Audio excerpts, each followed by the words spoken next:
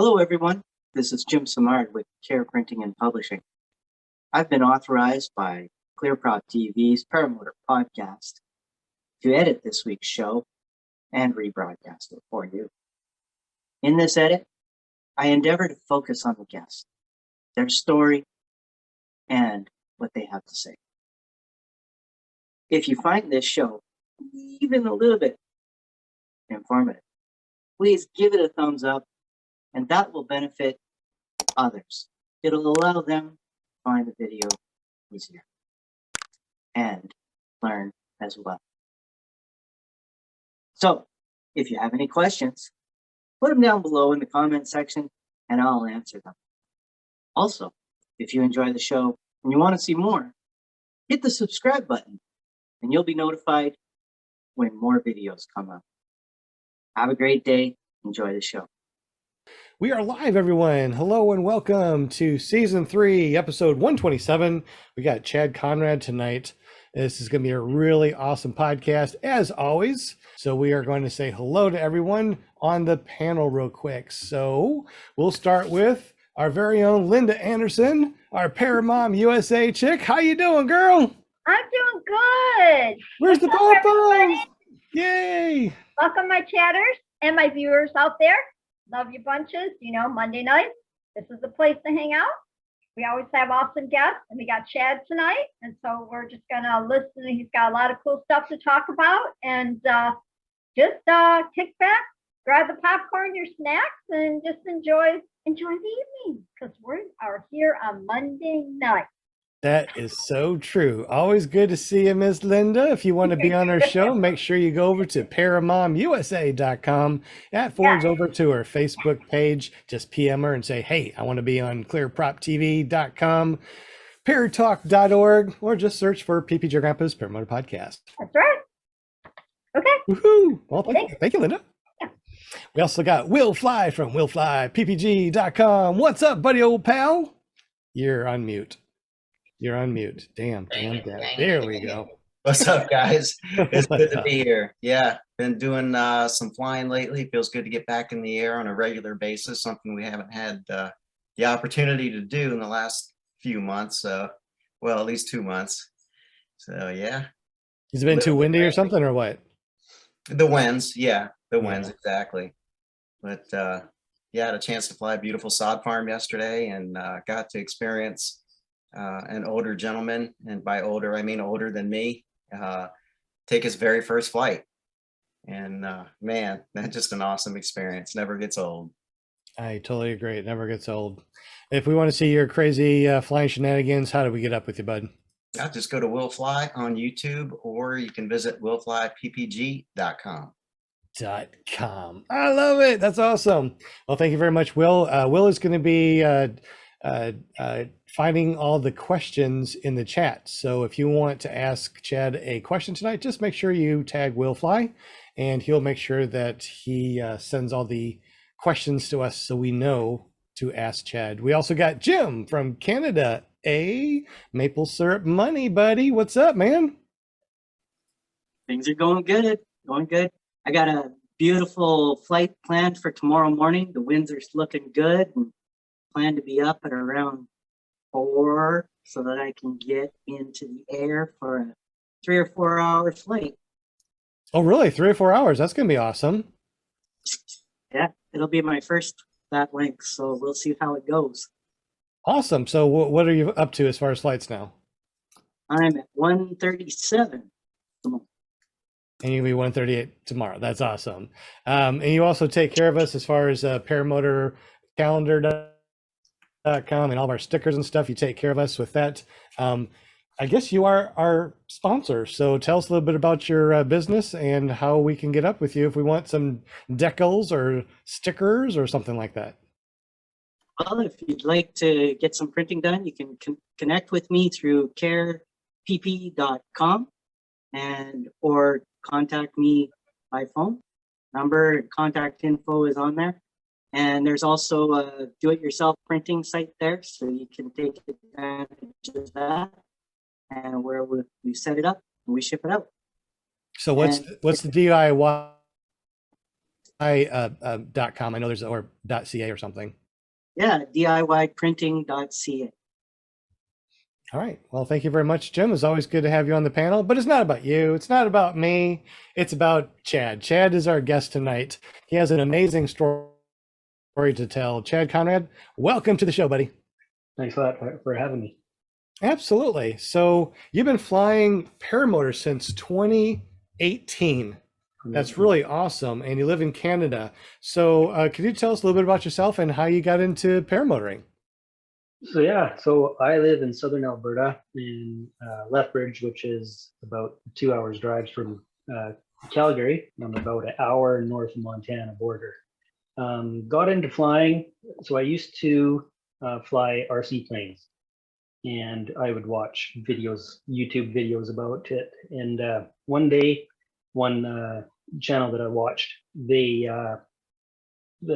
was called Flight Test, and their group of guys went down to Florida to do PPG training, and I'd never really seen it before, didn't know anything about it, but I thought it was really, really neat. My wife walked by the door as I was watching the video, and she says, "I'm surprised that's something that you wouldn't do." And to me, that sounded like,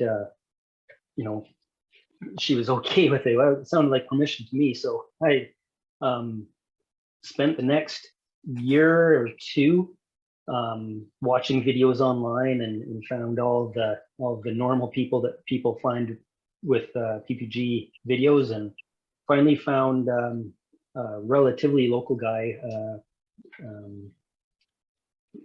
Fly Guy Alberta, Jason Lethbridge, and when he announced that he was going to be an instructor, I got in contact with him the next day and signed up for lessons with him. So, because at the time before him, there was only 2 other instructors, and they're quite a distance away from me, and he was by far the closest, and super happy that I went and did my training with him. Just a great experience all around. That's awesome. Have you done any like really good cross countries or anything like that? I haven't done many. The biggest cross country that I've done was just a one-way, which was about 35 miles, I guess, one way from a little town called Fort McLeod to the field that I typically fly out of, which is just outside of Lethbridge. Nothing extreme for cross country. Gotcha. You said on the pre-show that you fly a Moster 185. You're 195 pounds, 5'10", and you have a 28-meter wing. And the first thing I thought was a 195-pound guy with a Moster 185 and a 28-meter wing. Why is that? Yeah, because of the location, our altitude. We're right around 3,000 feet where I fly from. So that was the motor and the wing basically that Jason had said would be right for me. Okay, awesome. Yeah, yeah, because when you first said that you're 195 pounds and you had a 28-meter wing, I'm like, I got a 28-meter wing. Oh, but I'm at sea level almost, and you're at 3,000 feet. Now, when you take off at that altitude right there, do you have to run really far, even with that 28-meter wing and that Moster 185?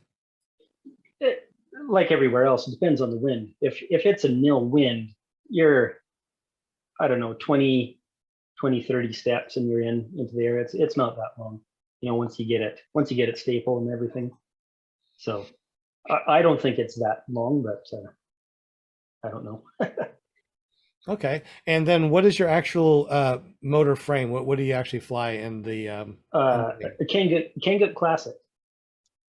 Oh, which okay. is that Canadian made frame. Yeah. And what was the wing? The wing is a Dudek Universal 1.1. Okay. Have you flown any other motors or wings in your long career of flying motors?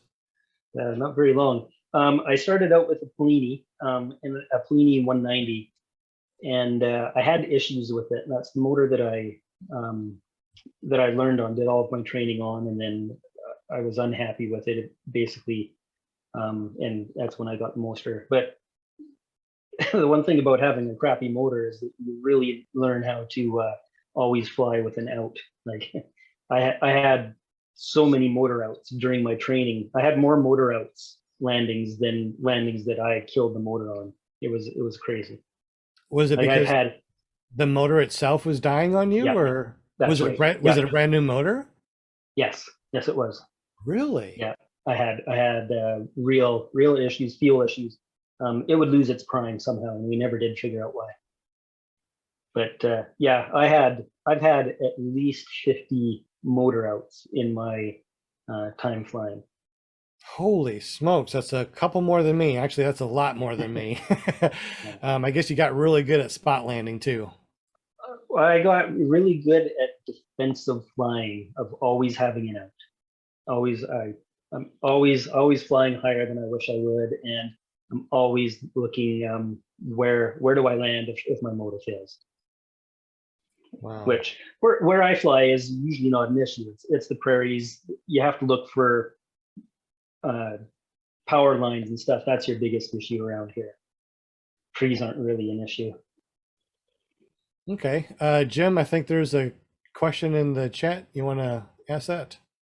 Yeah, there's someone who's asking, Fly Swamper is asking, have you gotten the opportunity to fly the big trestle bridge?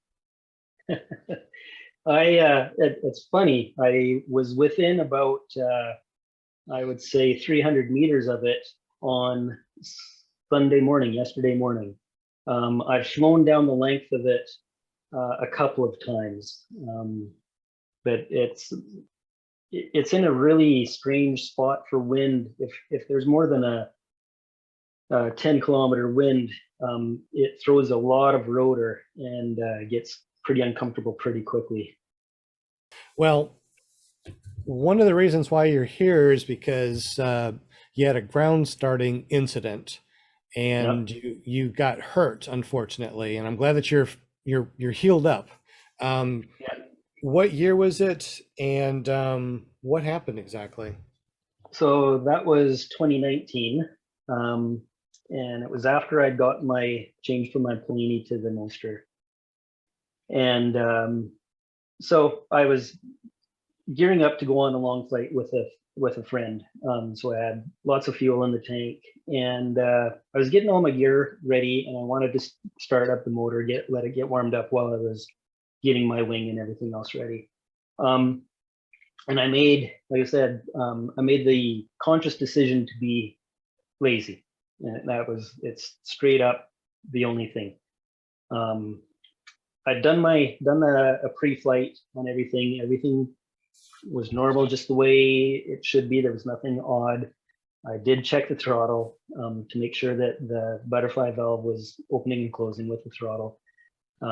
Made the conscious decision that I didn't want to pick the motor up, to put it on my back, to start it, to set it back down again and let it warm up. So my one and only time that I've ever ground started a motor, it went full throttle and pushed me to the ground and started chewing on my arm. Now I've seen the pictures, and we're not going to show those pictures on here, but I mean, it wasn't horrible. I mean, you really got lucky on what happened. So when you had that prop strike, it was on your shoulder. Was it your right shoulder? Left. Your left shoulder. And all it did was take off the skin, and it didn't get into the muscle or anything else. So you really got lucky on this. I cannot understate how unbelievably lucky I was. Like it had about a softball size piece of skin that was missing on the kind of the leading edge of my shoulder. And then I had a couple of little prop strikes on the bottom of my, just above my elbow. But yeah, it took nothing but skin. Like it didn't go into the muscle. It didn't go into that little thin membrane that covers the muscle. It was no surgery. I didn't have to get a skin graft, which I assumed when I first saw it that I was going to have to get a skin graft. But they let it heal for about a week, and a week or 2 weeks, I don't recall. I think it was about a week. And then the plastic surgeon just stitched it together, just stretched the muscle or the skin all together and put 8 or 10 stitches in it. And yeah, Were you wearing a helmet when you ground started? Yeah. Gloves too? Was this No, cold at the time? No. It was a warm summer day. I don't recall, it was in July or August. So it was a warm summer evening. Yeah, I had my helmet on, and I most of the time start with my helmet on just for the ear protection, and just for the sound reduction. But yeah, no, I had a hoodie on actually, and my wife. So it destroyed the left sleeve. It absolutely shredded it, and it put a little bit of a hole in the back of the shoulder as well. And I wear that hoodie now almost every time. I actually have it here. My wife made a patch for it. I don't know if you can read that. Yeah, it says on the back or on the rack. On the back or on the rack. And so that hoodie stays with me, or flies with me most every time. No, that is, I'm very happy that you are here and sharing your story. And the story is that, you've never ground started except for that one time. And that's when you made the decision that I just don't want to lift it up. I just don't want to lift it up. Yeah, that's exactly what it was. It was nothing but sheer laziness on my part. And the motor, like, it was relatively new. And it had always started on the first pull every time, like not an issue. And so I thought, okay, just this one time, I can't remember what I had, 14, 15 liters of fuel on it. I just didn't want to have to lift it up and put it on my back. And that was before, like, now I have a bench that I sit it on, so I don't have to lift it off the ground every time when I put it on. But yeah, it was just sheer laziness on my part that caused it. Well, once again, really glad that you're sharing this with us. Anybody in the super chat that wants to ask a question, please be mindful that he is sharing a very a story that he could definitely keep private, but he's allowing us to talk about this because he doesn't want this to happen to anybody else. Ground starting, if you remember, back in the day when we were all watching Tucker Got, he was ground starting. I mean, that was just a thing back then, ground starting, no big deal. But as time has gone by, we've noticed that ground starting is really dangerous. And there's only two places that we should start our motor, on the back and rack. And the one time that Chad decided not to, this tragedy happened. However, it's not something that is going to leave permanent scars. He can still use his arms and shoulders and everything. But I think the big question is, how much thrust was it? Did it feel like a train was pushing you down? Because I know everyone that I talked to always said, well, if I start on the ground, I know I can hold it back because I'm a big, strong man. So what kind of force pushed you down, and how quick did that happen? So yeah, it's hard to describe. It was very fast. Like it was over within a couple of seconds, as far as I can figure out. It seemed it seemed, actually, thinking about it, that it took a really long time to happen, but it was over instantaneously. Like it that paradox of everything slowing down in slow motion, but nothing had happened in between. What it felt like, I can't really even describe it. It was just a force. It's not like being hit by something. It just pushed me down. It pushed me down on my back, and just with seemingly no effort. And all I was trying to do was kill the motor and try to stay away from it. Try to keep my hands out of the prop's path. Because immediately when it started pushing me down, I could feel my shoulder burning from it hitting my shoulder and taking the skin off. Right? So people, I've heard it a lot of times from people that have said, yeah, I'd be able to hold it back, and maybe they can, but I don't think so, because I'm not a little guy, and it pushed me down like I was barely there. Joshua Marsh, PPG, said loves the hoodie, and Fly Swamper said, assuming he'll get to it, but what caused the runaway on the throttle? Do you know what happened? No, and your suggestion is probably the most valid, because I did a full pre-flight inspection of the frame. Everything seemed normal. Everything operated like it should, and 100% I know for a fact that I checked the throttle. What was it in my hand when I started it? Yes. My hand was up against the back of the frame when I started it, and so could I have done it to myself? Pulled the throttle in as I was holding the frame, and that's likely what happened. I don't know. I can't remember, but that's almost for sure years of thinking about what could have happened. But that seems to be the only plausible explanation, is that I did it to myself. I did it through being lazy and also by gripping the throttle when I pulled the starter.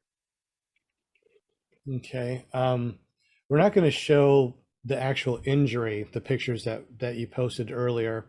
Yeah. But James did ask if we could see it now that it's healed. So if you feel comfortable showing it, great. If not, don't worry about it. I don't want Sure to. thing. So I've got, I'm not sure if you can see, but there's 3 strikes down here.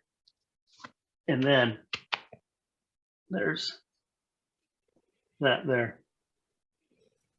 Nothing a good tattoo can't cover. Chad, You know, I have thought about covering it with a paramotor tattoo.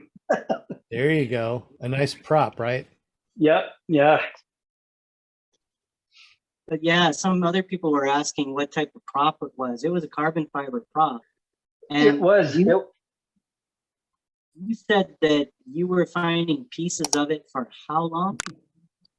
I still have pieces of carbon fiber come up. I just had one come up the other day, actually. What do you mean come up?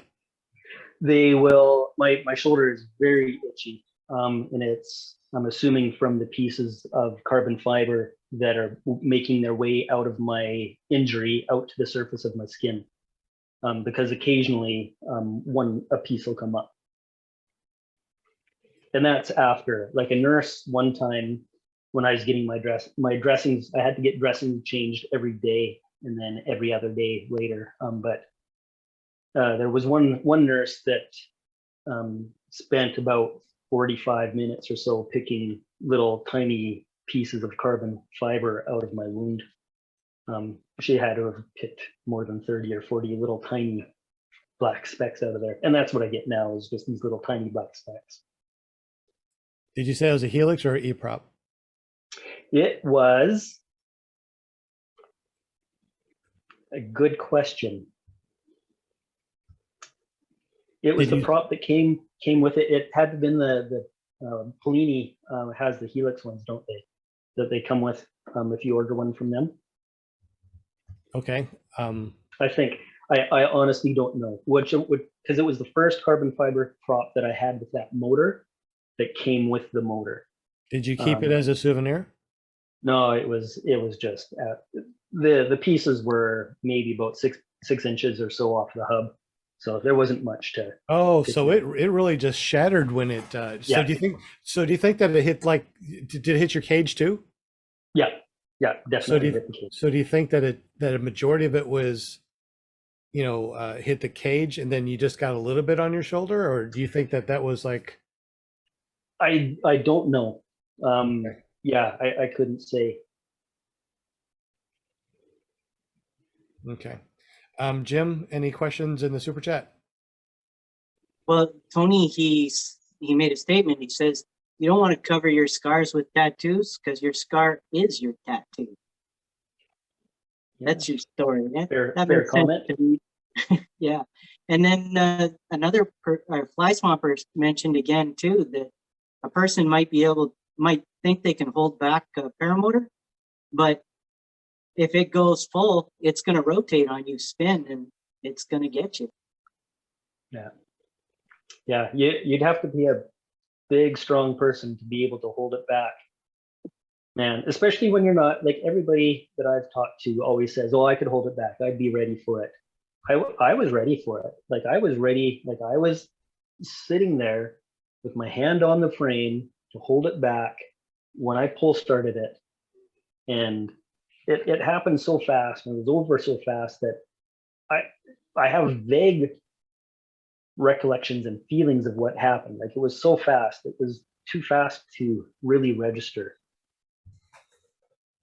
Paraninja asked, how did you kill the engine? With the motor kill, the kill button on the throttle. Did it work the first time? No, it did not. You're in panic mode, and I can remember distinctly pushing and releasing the kill button, and then pushing and holding it in that couple of seconds that those things happened. Looks like we got more questions. Looks like Travis said, how long did it take after the injury before you got back in the air again? About, I'm gonna say it was 4 weeks or maybe 5. As soon as I could raise my shoulder or raise my hand above my head and not have the injury burn, at that point I was in the air. Yeah, So would you say 5 weeks? Is that what you said? About 5 weeks is Okay. probably what it would be. Wow. Having a panic attack just thinking about it. You travel with an assistant now, don't you? To fly-ins, I do. Yeah, it's yeah. My wife's a rock star. Man, I couldn't have trained for flying. I couldn't do the flying I do, and I couldn't go to the fly-ins that I do without her support. She came to the fly-in where I met Jim, and yeah, she helped carry gear out to the LZ. She just, I don't know, she's just all-around rock star. That's all I can say. It's hard to find those all-around rock star wives that, you know, help you with paramotoring. It's really difficult to find that. She's pretty awesome. It is awesome. And she's still letting you fly even after the injury. She's trying to convince me to get my instructor certification so we can go tandem. Ah, Wow. Cool. there you go. Yeah, she actually got to ride tandem up in the fly-in on the May long weekend up in Innisfail. And she quite enjoyed it. She doesn't want to fly, she doesn't want to get the controls, but she likes being up in the air flying. So yeah, up here, I'm sure you know, you have to be an instructor or you both have to be pilots to go fly tandem. So Yeah, down here we have to get a tandem exemption. We can't even take another pilot up. So right. that's pretty nice that you're able to take up another pilot without a tandem exemption, though. I wish that we had that freedom over here. That would be pretty cool. Yeah, I think that's the way it is. Jim may know more than I do. Yeah, that's correct. But Okay. if they're a pilot, then a student pilot you can take up, I believe. Right. Yeah. All right. Well, you know that we've been talking for about 30 minutes. I mean, it just went by like that. Unbelievable. Your Yeah. story is just wow. Once again, very happy and thankful that you're okay. It was not a horrible injury that could have, you know, dismembered you or caused death. You know, and only that one first time that you ground started, this happened.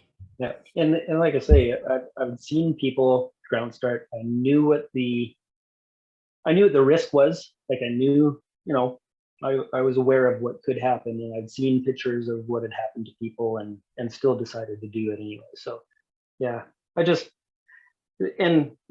want people to be aware of the risk, be able to point to somebody to say, look what happened to that guy. Let's not do that. He was lucky. I might not be so lucky. I've seen a lot of videos, unfortunately, popping up here and there about people ground starting. And I know a lot of people are like, you know, it's not going to happen to me. Yeah. I'm sure you always thought that too. It's never going to happen to me. I'm just going to do this one time. But anyway, I appreciate sharing the story. But let's go ahead and move on to other fun things. Now, you say that you have flown every single free moment that you get to fly since you started flying in 2018. Pretty much. Yeah. Yeah. And We what don't. I don't. and what does that we mean? don't What does that fly- mean? You get up early in the morning and go fly? You fly midday? Tell us. Oh yeah, no. So I fly when the weather is conducive to flying. I don't have the skills or knowledge base to fly midday. So I fly early morning, late evening. The 3 hours after and the 3 hours before. And we get a lot of wind. We get high winds here, and so like I get a lot fewer days of flyable weather than people do within, like, say 100 kilometers of here. I live in a really bad part of the world to fly a paramotor. About how many hours do you think you, on average, fly a week? Oh, a week? Yeah. On average, 1 or 2. Some weeks, like this weekend, I flew for 4 hours, but there's some months that I don't fly. Oh, okay. So, what is your cold tolerance when it comes to what is the coldest that you've flown, and what's the coldest that that you would fly in from now on? So the coldest I've flown is minus 10 Celsius, which is about would be 15 Fahrenheit-ish, somewhere in that range. 32 minus, yeah, about 10 to 15 Fahrenheit, somewhere in that range. That's the coldest I've flown in. The coldest I'll fly in now is probably minus 5 Celsius. So about 20, I guess. Is that 20 Fahrenheit? And those are short Freezing. flights, That's man. still cold. That's ridiculously cold. I know people It right now is. that are listening that live in Florida are like minus 5 degrees. I don't even like to fly in anything, below 60 degrees Fahrenheit, let alone minus something. There's a guy, he lives right around Calgary, and I know he's flown in minus 20 Celsius. So I'm not sure what that is in Fahrenheit, minus 5 or so, somewhere in that range. I'm not sure. That's But he'll fly in. He flies. He learned how to fly the year after I did. He probably has 3 times as many hours in the air than I do. He flies all the time. It doesn't matter. There's nothing wrong with flying all the time. I'm the same way. I No. fly every morning, noon, and night that weather permits, and Yep. I love it. I can burn some serious gas when flying, that's for sure. Yeah. Any questions on the panel? Yeah, Fly Swamper was wondering what do you do for gloves, Chad? So I have got heated gloves, electric gloves. They're heat in motion gloves. I think that they're built in Calgary. And for a jacket, I use a Milwaukee heated jacket as well. And I actually have heated boots also. So it's you got to use the technology when it's there. Are your boots heated, or is it the insole that's heated? It's a heated boot. They're actually a work boot that have batteries built, or batteries that remove from them, plug them in, and yeah, they're great boots. They're absolutely incredible.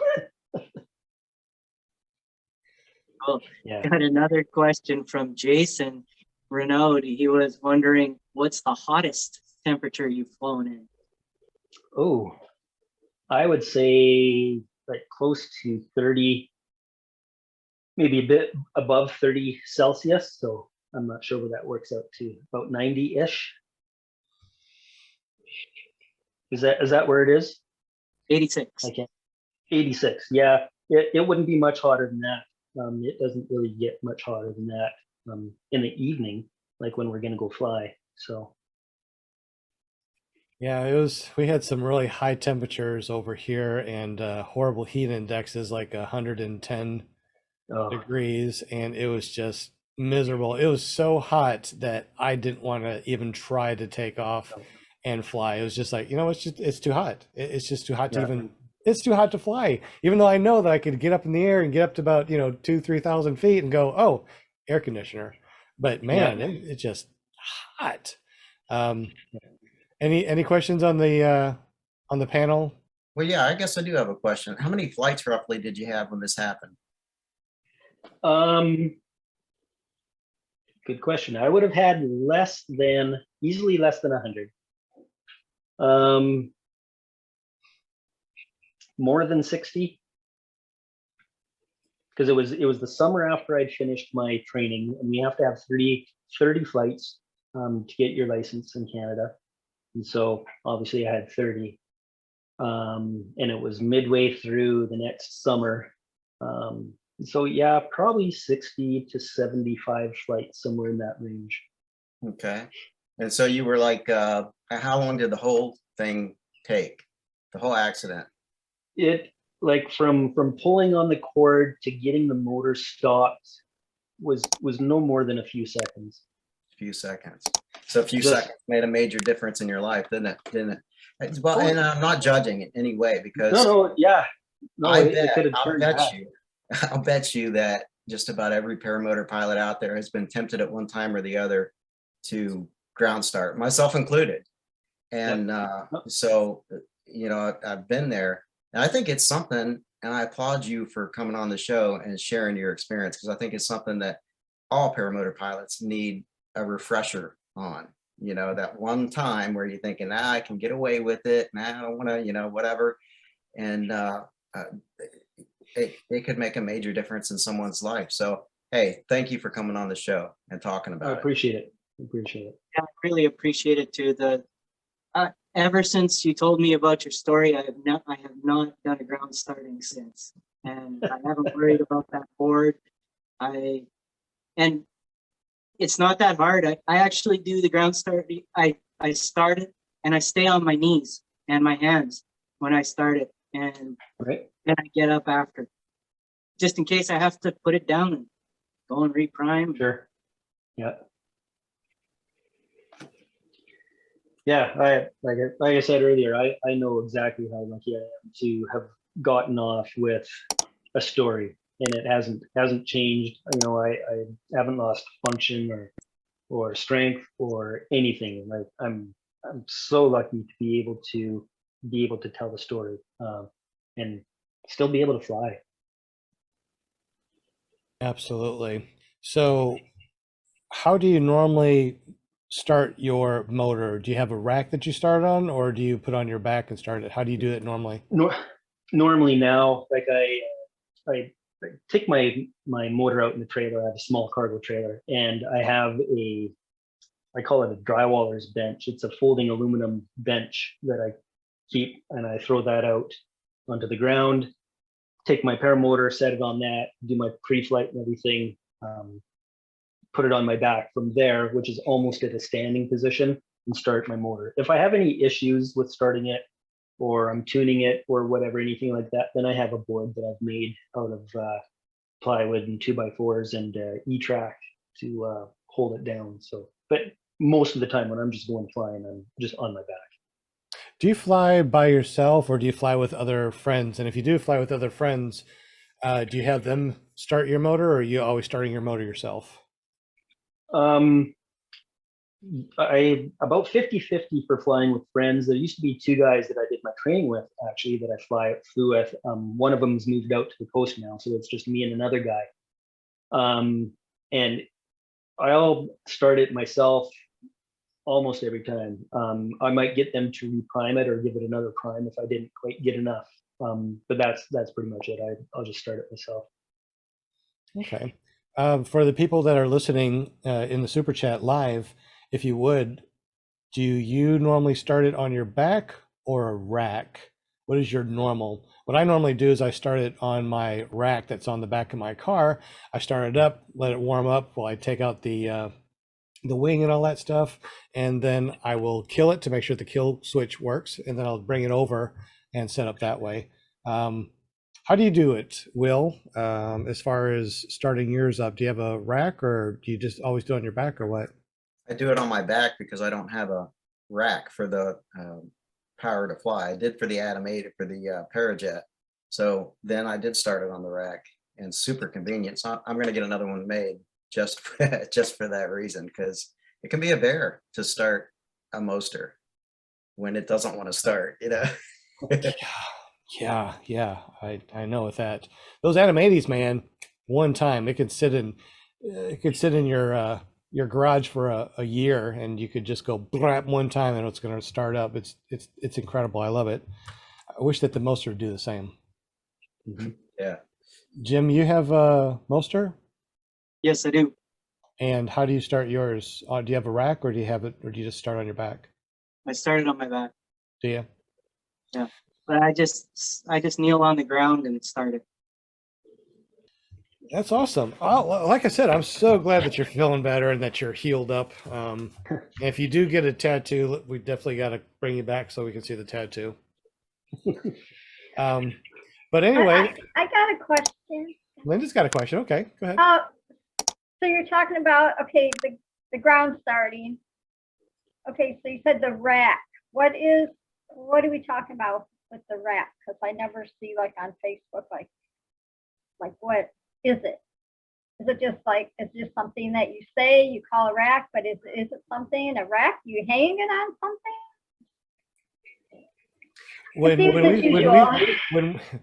Well, just for everybody, so Linda does not fly. She is our PR girl, but she's also here because she doesn't know all the things that we know, and she is the newbie that helps us,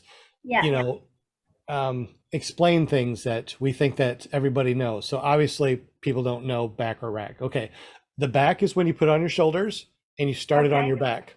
A rack is anything that we can bolt or tie down the motor to and start it that's not on a person.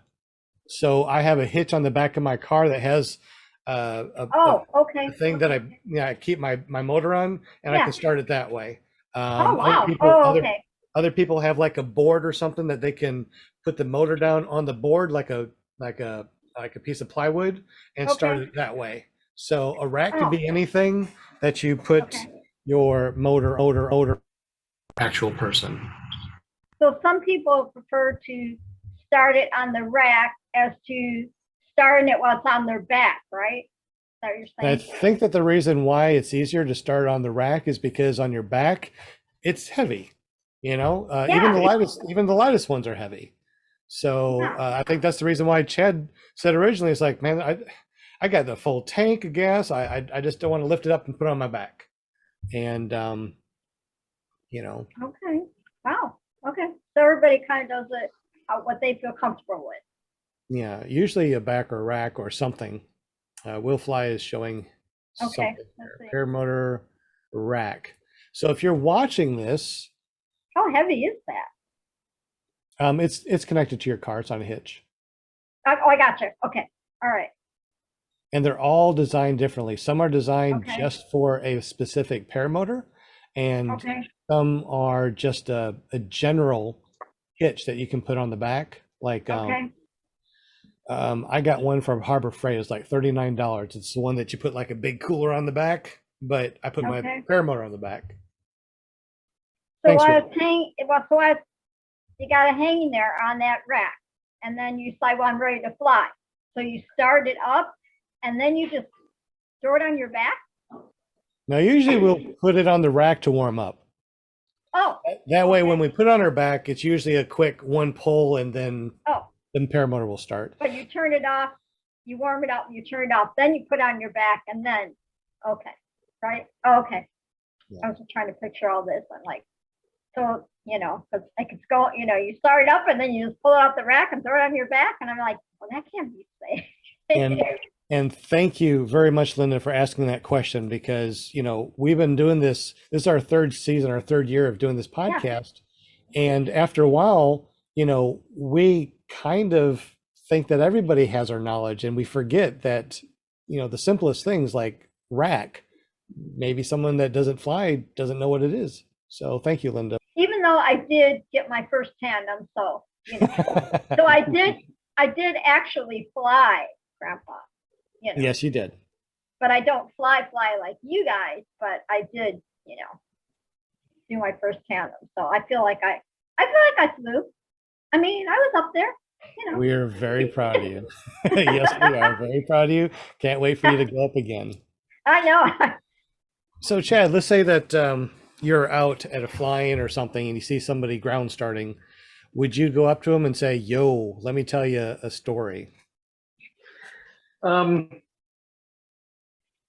guess it depends, I guess, whether I have a rapport with the person or not.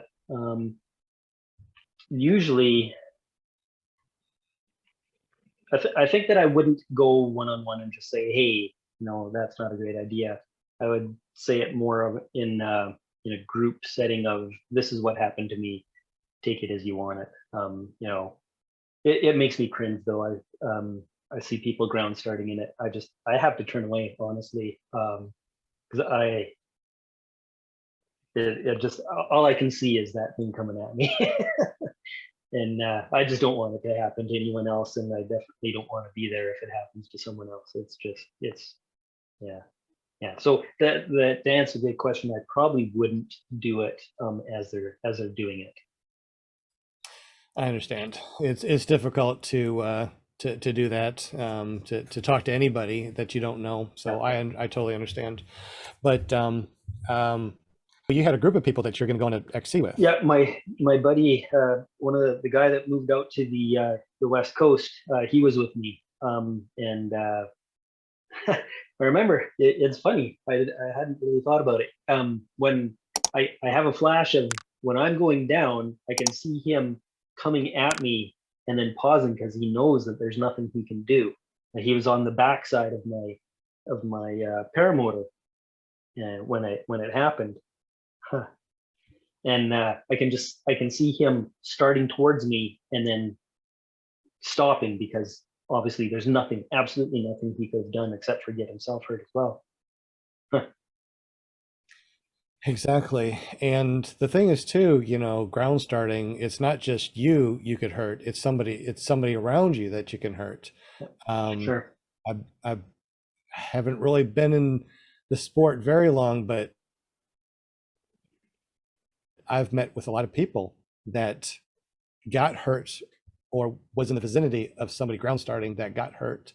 Even a story of somebody getting their brand new paramotor. They were like, oh, this is really cool. They haven't gone to training yet. They started it up, went full throttle, didn't hurt that person, but it did hurt another person and got the other person.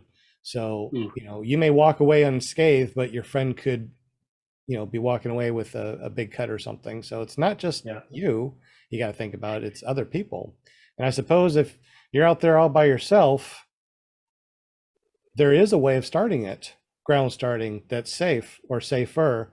And that's if you have a clutch, you can wrap something around your frame and the clutch and your prop. If you land out someplace and you can't get the darn thing started, there are safety ways to do it. So I always bring a little strap that is in my little case. So in case I do land out and I can't start it on my back, I can safely start it if I do land out. So thank goodness I haven't landed out and needed to do that, because that still scares me. We're about 5 minutes or so, 7 minutes of 8 o'clock. And this has been an amazing podcast, amazing guest. Chad has jumped on here and told us a story about that one time in his 3-year flying career, he decided to ground start. And that one time it went full throttle, even after he checked it to make sure that the linkage went all the way in and out. It still went full throttle. It got his left shoulder. He was out of flying for about 5 months, but now he's flying again. And he's jumped on the show to let everybody know that, this is my story. And he wants to make sure that you guys, hear the story and don't ground start. I know, I'm like, just, I can feel it. I can see it in my mind. I saw the pictures of it again and I'm like, wow, this is, even if I thought about ground starting, I'll think of Chad in this interview, and I'll be like, nope, nope, nope, nope, nope, ain't gonna do it, ain't gonna do it. Let's see. Let's talk about your annual fly-in. Does that sound good? Yeah, sure. So tell us about your Yeah. fly-in and what that's all about. So I fly at it used to be a private airstrip, and now it's a RC club actually, and I found it by flying over it. And I decided I had to go talk to whoever was the landowner to see if I could get permission to fly out of it. And so I've been flying out of it. That's where my accident happened, as a matter of fact. But last year, after all the COVID stuff settled down, I decided that we needed to have more fly-ins in Alberta, because as far as I knew, there was only one other one that happened irregularly. So I thought people needed to come down to my field and find out about it, because it's almost like a golf course. The grass is just absolutely perfect. Like it's crazy how good it is. There's an area that's about, well, there's a runway that goes into prevailing wind that's not quite a quarter mile long, but the majority of where we would take off is about 400 feet square. And so we can take off of it from any direction. And there's almost no buildings or any, there's one clubhouse kind of building there. But other than that, there's no places for rotor to start or anything. There's no power lines nearby. There's no trees nearby. It's just absolutely perfect place. And so I just wanted the people that were, could come to fly at my field and go take the sights of my area. And so, yeah, last year was the first one. We're putting it on again this year. It's a Labor Day weekend, which is the first weekend of September. It's called the Bridge City Fly-In because we're just right outside of Lethbridge. This was the first year? Last You year. said this was the first year? Last This was year, the first year? First year, correct. And this is going to be the second annual in September. That's right. You Okay. betcha. Sorry, Jim. Go ahead, bud. I had a question about the Bridge City. I just happen to live right next to Bridge City, Saskatoon. And so I was wondering why Lethbridge is considered a bridge city. Well, there's the high level bridge, which is what everybody thinks that got the name from, but that had nothing to do with the name. It's somebody's last name. It was important back in the late 1800s or whatever. Their name was Lethbridge. So there is a high level bridge and the city's named Lethbridge, but yeah, it has nothing to do with the fact. Okay. But it is it's a trestle bridge, and it's supposedly the highest, longest bridge of its sort. And I don't know how high it is. I think it's about 300 feet high, and it's just over a mile long. So that would be an interesting flight down that. Yeah, it's pretty cool. I wanna go through that bridge so badly, but the weather is never conducive. It's always turbulent down there. Cool. All right. It's about 8 o'clock, and I know Will Fly said that he needs to leave about 8 o'clock, so we're gonna send Mr. Will Fly off, and hopefully he can go and get some flying in. Yeah. No? Nah, a little too late for that. Bummer. Well, so happy that you joined us tonight, and thanks again, Will. I mean, honestly, I wouldn't be able to do this without you guys helping me out, because I can't, look at the chat, do this, the interview and everything else. So Will and Jim, Linda, you guys really helped me out a lot, and thank you so much. Welcome. You bet. And Chad, it was real nice meeting you, and thank you again for coming on. You bet. Thank you. Nice to meet you as well, Will. Right on. Good night, everybody. Thanks, Night, Will. Mr. Will. Have a good one, bud. You too. So, Chad, any for your flying that's coming up, if Americans want to come up and we don't, we can't fly there and just hang out with you, how do we get to your flying just to hang out with you? Excellent question. I've posted on Facebook on Paramotor Alberta and Paramotor Canada in the coordinates and think the coordinates, and there's a screen grab of Google Maps of the exact location. So it's most people don't know where Lethbridge is. People don't even know where Alberta is in the state. It's western Canada, just north of the Alberta border and the Montana border. And it's about an hour's drive north of what the heck's the name of the Cut Bank? Cut Bank is the border crossing there, or Sweetgrass. Yeah. Wish I could make it up there. I wasn't able to make it to any fly-ins over here. Have you been able to make it to any fly-ins down here in the States? No, but I would really like to. It seems like it's a lot of fun, a lot of great people, a lot of things to learn from people that have been doing it for a long time, and just great to go to see different locations and go fly, and that would be fantastic. Hopefully next summer though. Gotcha. We got 14 likes. If you guys like this, please like it. And that really helps us a lot. We definitely appreciate you. Thank you very much for joining us tonight. Anything else, Jim or Linda, that you'd like to ask Chad before we close out for the night? Or any other questions in the super chat? I was wondering how many people he expects to show up at the fly-in. Last year we had 12 show up, 11 one day, 11 the next day. There was one guy that was there the one day that wasn't the next. But yeah, so 11 pilots each day.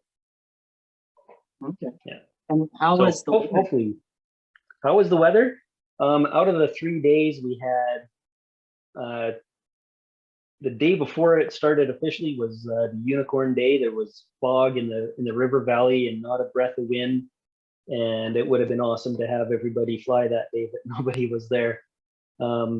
We had 2 really good sessions of flying, and then one session, some guys went up and flew in vertical loops. They were going into the wind and going up and flying backwards and coming back down and flying into the wind. It was pretty entertaining. Yeah, we had a Weather's been crazy. we had a question in the chat, said something about how does one go from the US to Canada to a fly-in? If you go to Canada for a fly-in, you're just going to be hanging out because we can't fly there, unfortunately. So we can't fly in Canada. There are some ways of doing it, but we'd have to get our student pilot's license? Yeah, I think you'd have to get an instructor to sign off on it, students. So yeah, unfortunately. So we could, it's possible. Okay, probably. But going to a fly-in is not about flying, it's about hanging out with the people. When I go to a fly-in, it's like, I don't do a whole bunch of flying. I like to hang out and meet new people, meet all the people that I've seen online and watch their videos and, listen to their story and stuff. It's like, I finally want to, meet up with people. It's hard to do that when, we have a bunch of Canadian people that, we watch on YouTube and we bring on the show. I would really like to go to Canada. I love Canada. It's so nice. I've been there so many times. Just a beautiful place. I still got my loonies and toonies. I'll never get rid of those. And it's just a great place. People are wonderful, very, very kind. And their money smells like maple syrup, and I like maple syrup. I want one of those patches that say back or rack. Those patches are cool. Your wife needs to sell those things. That's great. I mean, they need to sell everything. Yeah, exactly. Yeah, well, yeah, I've got a small one. We've designed a few, like the patches that I make for our fly-ins. I've designed, and my wife makes them, and so I have several patches that are demerit awards, like needed stitches or ran out of fuel or tangled lines. Lots of goofy things that have occurred to me about what the opposite of the Boy Scout merit badges, right? There you go. Okay. That's awesome. Well, it's been an amazing podcast and amazing story. I know that I've really enjoyed this. I enjoy all Mondays. I enjoy all guests, but this is really good because I'm really hoping that this might catch somebody, and somebody might listen to this and go, you know what? I was going to ground start today, but I saw the podcast or I heard listen to the podcast, and I'm like, you know what? I'm not going to do it. And it might save your skin, literally. Yeah. Yeah. Absolutely. No, this Any is words of good. wisdom, Mr. Jim? I'm all out. All right. Well, it is summertime, and I know that everybody wants to either go fly or hang with the family. And I got a full living room of people that are waiting for me to come over there. So I'd love to be able to hang out and chat for hours upon hours, but I won't be able to make it tonight. So, Chad, it's been so wonderful. Thank you, sir, so much for coming on the show, and thank you so much for sharing your story, buddy. Thanks for having me. I'm happy to do it anytime. Absolutely. We definitely Thank you, Chad. appreciate you. Appreciate you. Be safe out there. Try to. Definitely. So what we normally do is we normally go through the panel and we say goodbye to everybody, and we'll go ahead and start with Mr. Jim. Tell us a little bit about your printing company and how we can get up with you, sir. Yeah, if I can help you out with any printing, I just check in with ClearPropTV.com and I'll help you out any way I can. And something that I wanted to mention was Harry Ninja.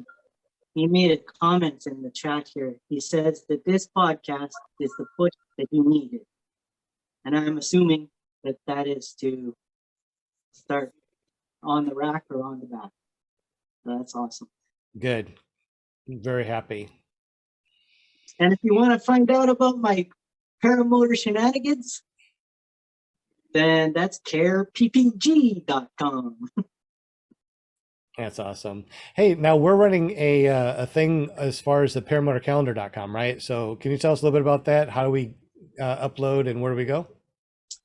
Go to paramotorcalendar.com and you can upload pictures your favorite pictures of paramotoring. Make sure they're yours, and you can put them on there. And then after a little while, once we have a few there, we probably in a month will start voting on who's going to get to be in the calendar. Ooh, I like that. So you can go to ppgzone.com, sign up for a free account, because that's where you have to upload. Even though paramotorcalendar.com forwards there, you still need to have a free account. Upload your best paramotor pictures. Make sure they're yours. You have to have the right to upload them, because we're going to print them and we're going to give them away. And I think that PPG Zone also sells them, and Jim will probably sell them too from Canada. Yes? Even though your company's in Canada, Jim, if we're over here in the States, we can still order stuff from you and you can still ship to us. You betcha. No problem.